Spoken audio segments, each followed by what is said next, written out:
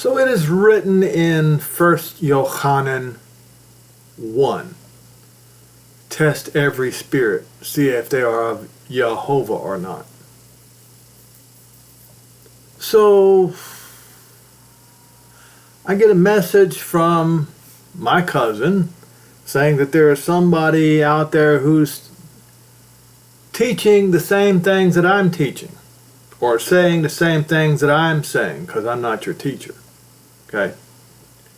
And so I see, first thing I see is a young fellow with long hair, and I immediately see the scripture comes to mind that a man, let me just go to it. It is in 1 Corinthians.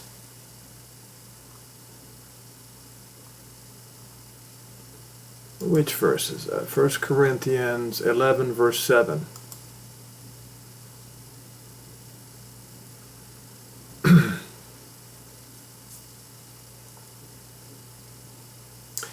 So he's in verse 2, it says, "Now I praise you, brethren, that you remembered me in all things, and you kept the ordinances as I delivered them to you.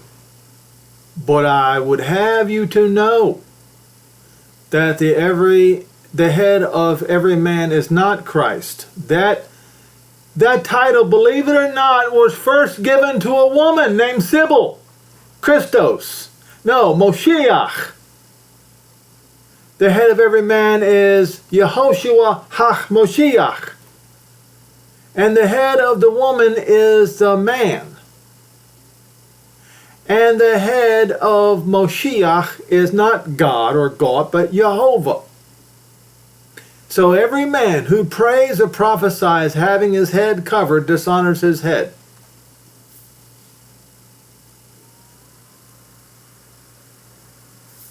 Dishonors Yehoshua HaMoshiach. But every woman that prays or prophesies with her head uncovered dishonors her head. Who is her head? Her head is her husband, or her earthly Ab, or the one who has authority over her, the man. For it is just as bad if she were shaven. For if the woman is not covered, let her be shaved. For it is a shame for a woman to be shorn or shaven, then let her be covered. Covered up. Cover the head. Now, as he's saying, cover the head with a veil. That's not what he's saying. I mean, she could, but that's not what he's saying. For a man indeed ought not to cover his head. So when you see somebody teaching out of the Bible and he has his hair long, he is dishonoring the Moshiach, the Messiah, as you English people say. Because he is in the image and the glory of not God, but Yehovah, but the woman is the glory of the man. Okay? Now, so this young man who teaches on Facebook,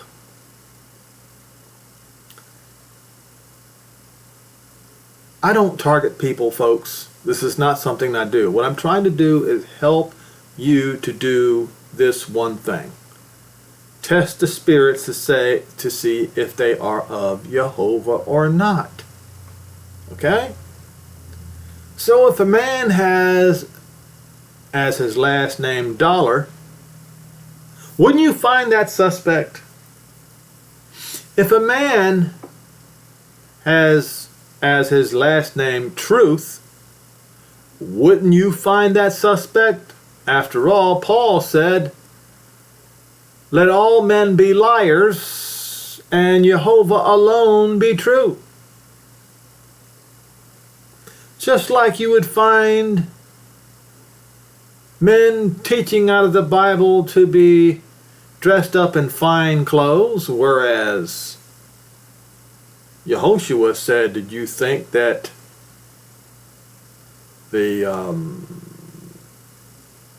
if you were looking for a prophet that you would see somebody in fine clothes, you find those people in kings' houses. Or if you see a man who claims to be preaching out of the Bible driving around in fancy cars and flying in great big jet airplanes at the expense of the little people, the poor, wouldn't you find that to be suspect? Test the spirits, folks. All right, so now you have a fellow who's texting me. U.S. Sailor.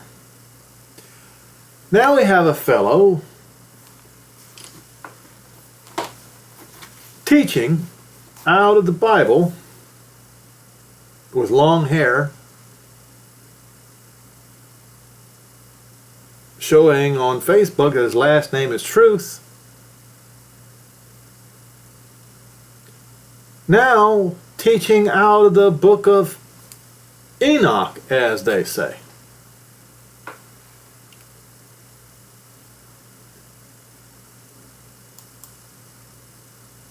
So, what in the world is the book of Enoch?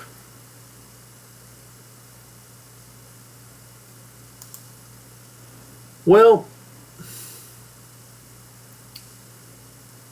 people also ask, why was the book of Enoch removed from the Bible? Apart from this community, the book of Enoch was excluded from both the formal canon of the Tanakh, and I don't really care about this part. I care about this part. This is the Jewish part. Why am I saying this? Because Paul said something here in Romans 3. What advantage then has the Jew? Or what profit is there in the circumcision? A lot. Mainly, at the beginning, look at the word carefully, at the beginning, mainly at the beginning, because unto them were committed the oracles. Now, oracles means prophets of not God, but Yehovah. Ah.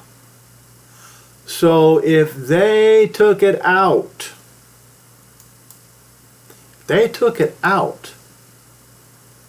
why did they take it out? The main reason for Jewish rejection of the book is it is inconsistent with the teachings of the Torah. And that is correct. It should no longer even be a discussion, folks. But since some of you are like curiosity killed the cat, I'm going to show you a couple of things that prove they're not consistent with the Torah. Not only that, they're not consistent with the words of Yehoshua.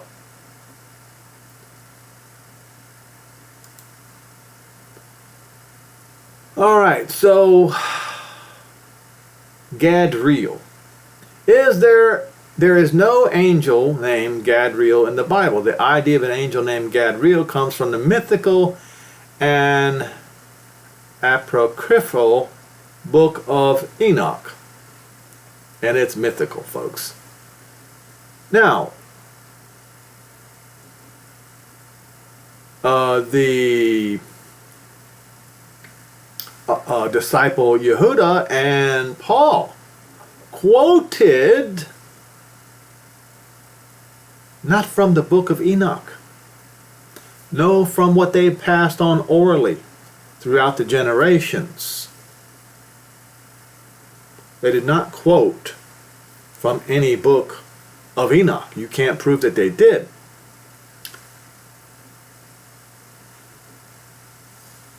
And I might get into those quotes.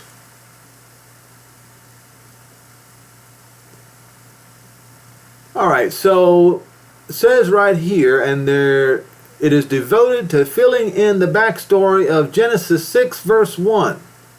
Right here it says, when men began to multiply on the face of the land, and their daughters were born unto them, and the sons of God saw that the daughters of men were attractive, and they took as wives any they chose.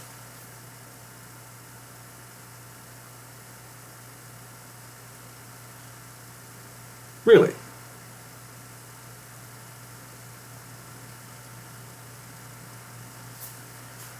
I missed a scripture. I wonder if I could find it. So, we're going to debunk this one right off the bat. Because, you see, number one, the flood wiped almost all men off the face of the earth because the angels did something. How does that make sense?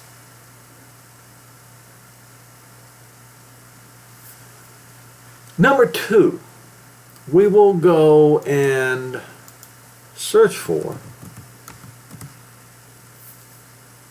in the resurrection. Oh, hold on. What is this thing doing? In the resurrection. In the resurrection from the dead and given everlasting life, listen carefully. Look what it says here. Because the Pharisees were testing Yehoshua. Verse 35. Or was it the Sadducees? And look, test the spirits to see whether they are of Yehovah or not.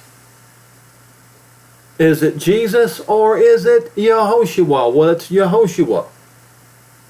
Because he is a Jewish Moshiach and has a Jewish name, not a Greek or English or Roman name. So therefore you must go by Yehoshua. Alright?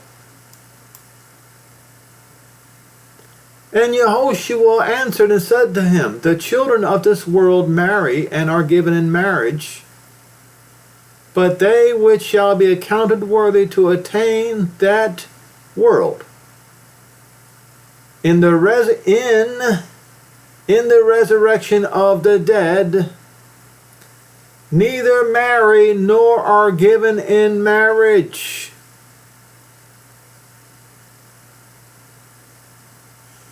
And neither shall they die. So they've been given everlasting life because they are as they say, angels, as the messengers. Okay? As the messengers. Now, so that means the messengers, or as you Hellenes like to say, angels do not marry or are given in marriage. So why are they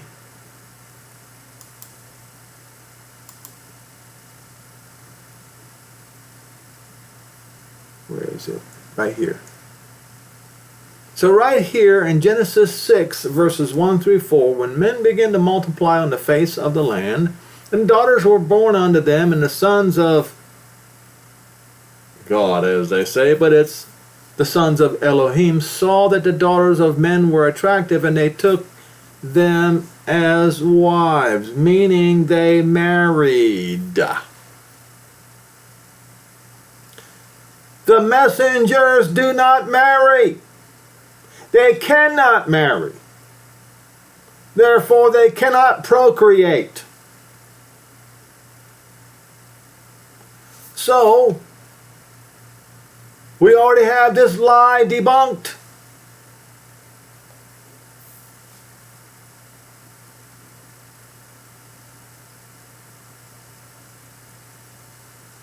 Now, the Jews rejected this mythology. They rejected it. How in the world do you have another of the Grigori besides Gadriel involved in fornicating with human women and producing a race of giants was Azazel, a goat-like demon? You cannot take a messenger from on high and cross him with a human and make a goat-like demon. It doesn't work like that. That's the reason why it was taken out of the, removed, had nothing to do with the Tanakh. Because they were not going to put myths and fables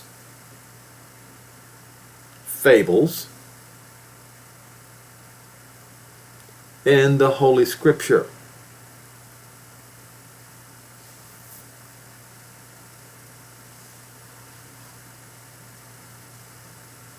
Now, so who are the sons of Elohim? Exodus 4:22 says this.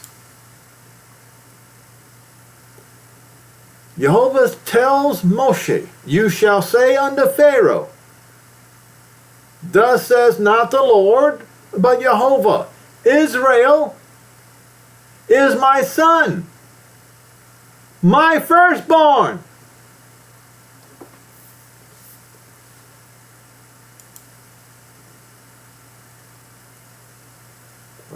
Which 22.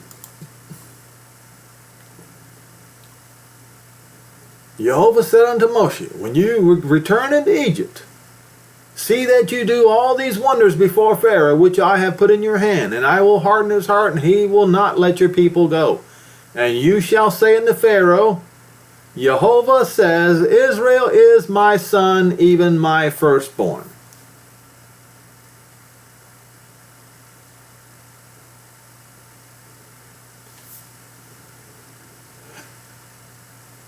And say unto them, "Let my son go, that he may serve me. And if you refuse to let him go, I will slay your son, your firstborn."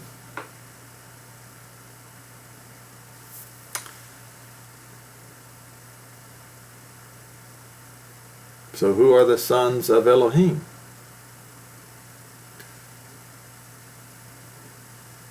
When the days of ancient Israel, the people of Israel were. They were humans. Now in the days of Noah, the sons of Sheth were.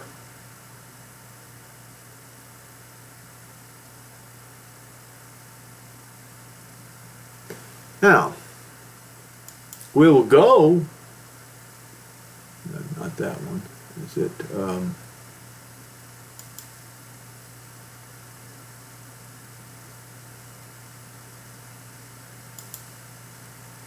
where was I? Oh, there it is. So, Yehovah said, "My Ruach will not abide in man forever, for he is flesh." If there were evil spirits involved with this, he would have done just exactly like he did with the serpent. Went after him first. But that's not what was going on here. He went directly at men. Men were doing this. Men!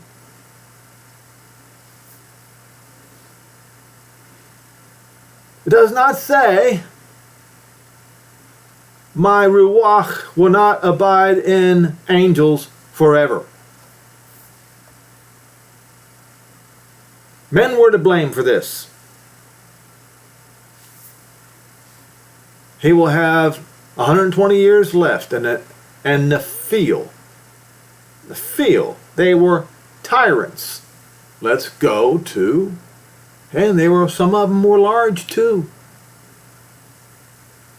This was happening, crossing the line of Cain with the Sheth.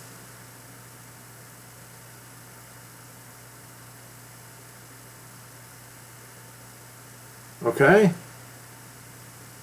So we'll go to Bible Hub, Genesis 6.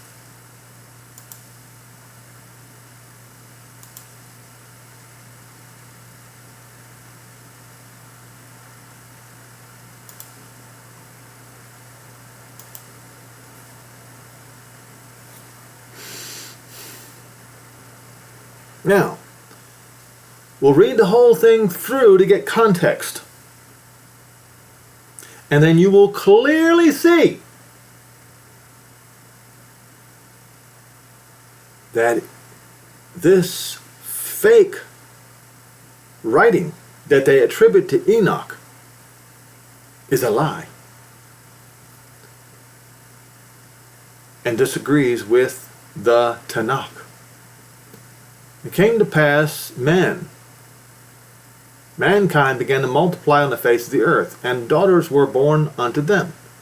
And that the sons of Elohim, we just found out that the sons of Elohim are men, saw that the daughters of men, that they were fair, and they took them wives of all that they chose. We just read that angels, messengers, cannot marry or be given in marriage. And not the Lord, but Yehovah said, my Ruach shall not always strive with angels.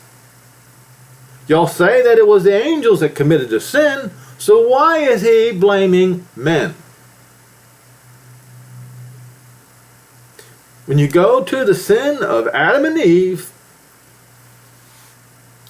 I might have to do that. I might have to go there. I will show it to you. You must test the spirits, folks, to see if they match Yehovah or not.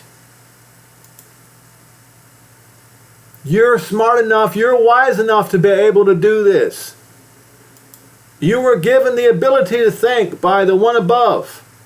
There's no excuse for being stupid unless you've got brain damage.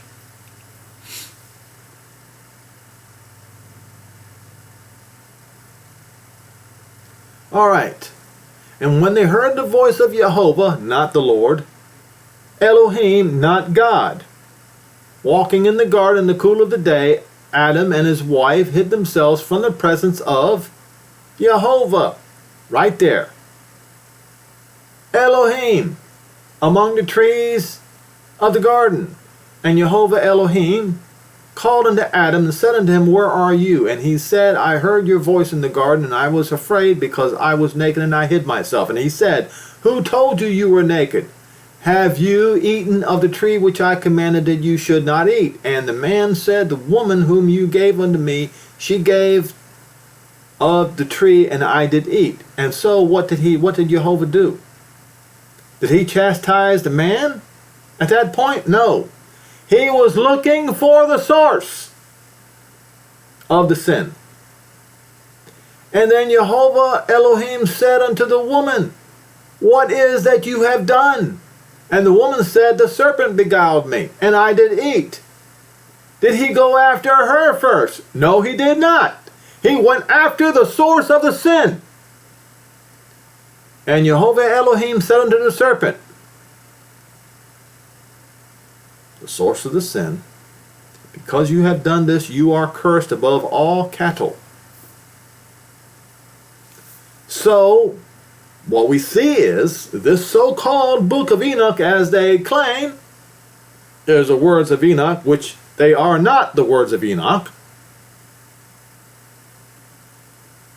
does not agree with the Ruach of Yehovah. Does not. Because he attacked the source of the sin. And the book of Enoch claims that the fallen angels are the source of the sin. But we clearly read here that Yehovah took this out on men. He attacked the source of the sin, which was men. I will continue. There were Nephil. Why do they want to use the word Nephilim? Nephil. Okay, let's look at the word carefully. There's more than one definition. All right. From Nephal. Now, quote unquote giants. What does that mean? Names of two people, one before the flood and one after the flood. Nephil. Giant, from the fall, properly a feller, a bully, or a tyrant. Well, Goliath was large, a bully, and a tyrant. So there were some, because of the crossing of the two families,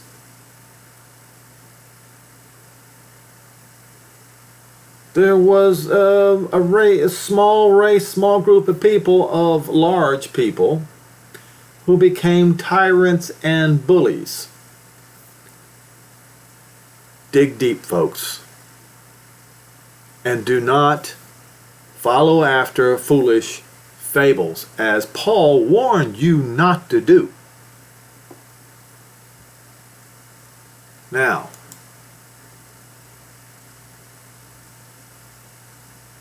so the claim is also that where about concerning Enoch, when they tried to say that he was taken to heaven and remained there and is alive to this day, some people claim that. Well, he was taken up like Eliah was, but Eliah was taken up and landed somewhere else on the earth. All right. So we will look for Enoch in the Bible, in Hebrews. Hebrews 11 verse 5.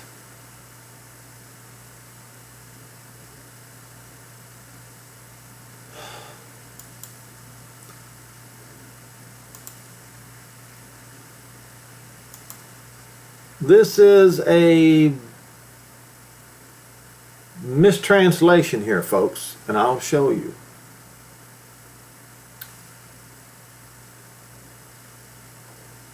By faith, Enoch was transferred.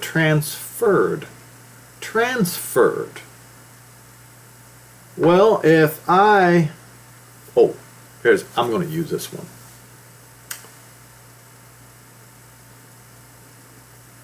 So after the nukes start flying and killing 1/3 of people off the face of the earth, the people of Israel are going to be transported, going to be gathered from all Israel, be gathered from all the Gentiles to the land of Israel, so they will not see death, right? So they will not be killed, murdered.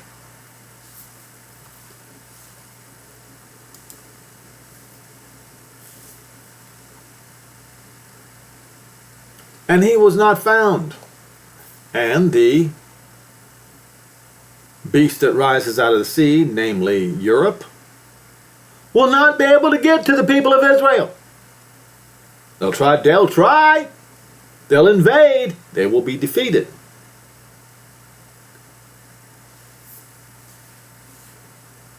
But did he die? This is talking about murdered.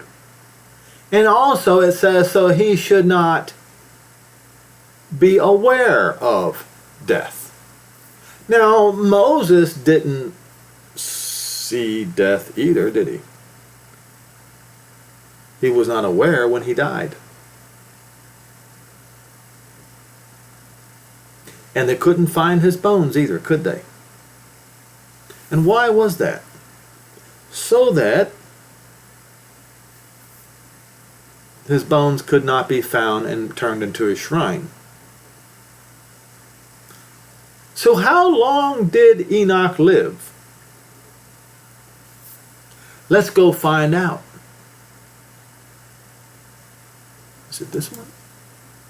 Okay. So, Genesis 5, verse 18, we'll start there. And Yared, not Jared, Yared lived 162 years, and he begat Enoch. And Yared lived after he begat Enoch 800 years, and begat sons and daughters. And all the days of Yared were 962 years, and he died. Enoch lived 65 years, and begat Methuselah. And Enoch walked with Elohim after he begat Methuselah 300 years, and begat sons and daughters. And all the days of Enoch were 365 years. And Enoch walked with Elohim, not God. And then Elohim took him. Elohim also took Moshe. He only lived 365 years. Why? Because the bullies, the tyrants of the earth, were after him to commit murder, to shed his blood. But instead, Yehovah transported him. How long he lived after that, we do not know. Transported him somewhere else where he was safer, and then probably took his life in his sleep, so that he was not aware of death. Now, my mother did not see death. She was not aware of death when she died. She died in her sleep.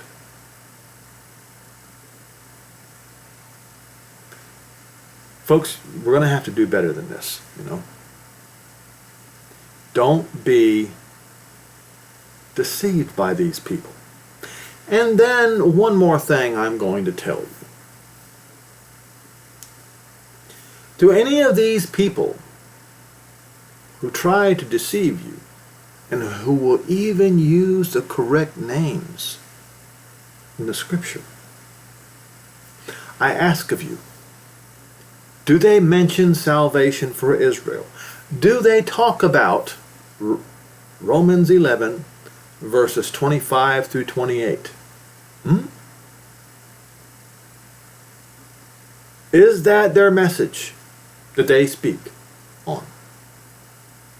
If it is, chances are they are on the right track. If it is not, chances are they're trying to lead you astray. Test the spirits. Or test the texts.